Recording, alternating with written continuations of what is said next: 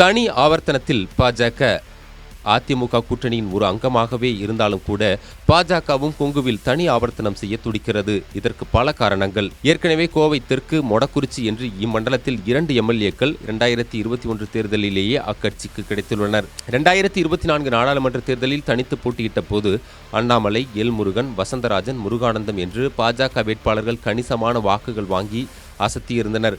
அதிலும் அண்ணாமலை, முருகன் ஆகியோர் 2ஆம் இடத்திற்கு வந்து அதிமுகவையே பின்னுக்கு தள்ளியிருந்தனர். இதையெல்லாம் கூட்டி கழித்து பார்க்கும் பாஜக கொங்கு மண்டலத்தில் அதிக சீட் கேட்டு பெறுவது, கிடைக்கும் தொகுதிகளில் வென்றே தீருவது என தீவிரமாக இருக்கிறது. ஏனென்றால் தங்களுக்கு ஆதரவு இருக்கும் மண்டலத்தில் கணிசமான எம்எல்ஏக்களை பெற்றால்தான் அடுத்து வரும் தேர்தல்களில் அதிமுகவை நிர்பந்திக்க முடியும் என்பது அவர்களின் கணக்கு. தங்களின் நீண்டகால வெற்றிக்காக இப்போதே கொங்குவை பிராக்கெட் போடுகிறது பாஜக. சாதி ஓட்டுகளுக்கு குறி.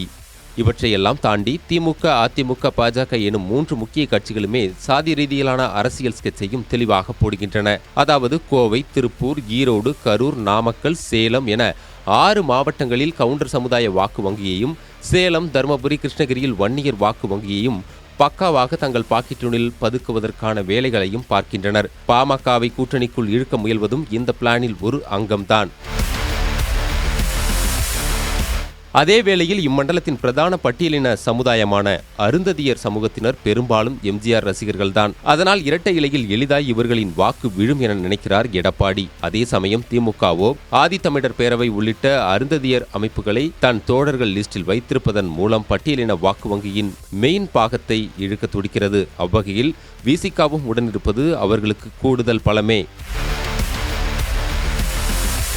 குறுக்க மறுக்க ஓடும் தாவேகா.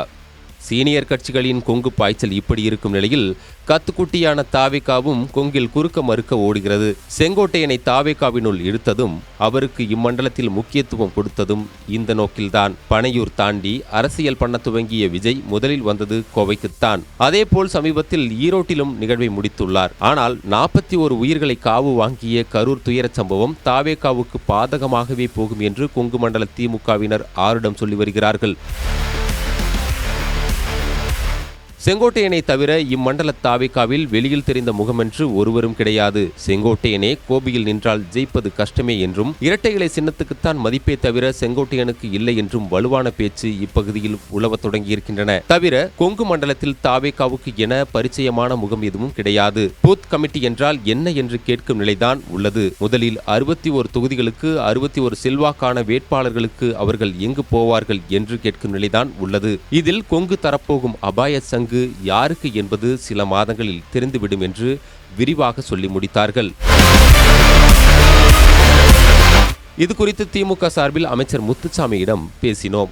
மேற்கு தமிழகம் முழுக்க முழுக்க இம்முறை திமுகவின் கோட்டையாக போகிறது. அந்த அளவுக்கு வளர்ச்சி திட்டங்களை அள்ளி தந்துள்ளார் முதல்வர் என்றார். அதிமுக தரப்பில் வேலுமணியிடம் கேட்டபோது, ஏங்க 2021 கொங்குவை எக்கு கோட்டையாக்கி விட்டோம், திமுக ஆட்சிக்கு எதிராக கடும் எதிர்ப்பலை வீசுற நிலைமையில இந்த மண்டலத்தில் அமோக வெற்றி உறுதி என்றார்.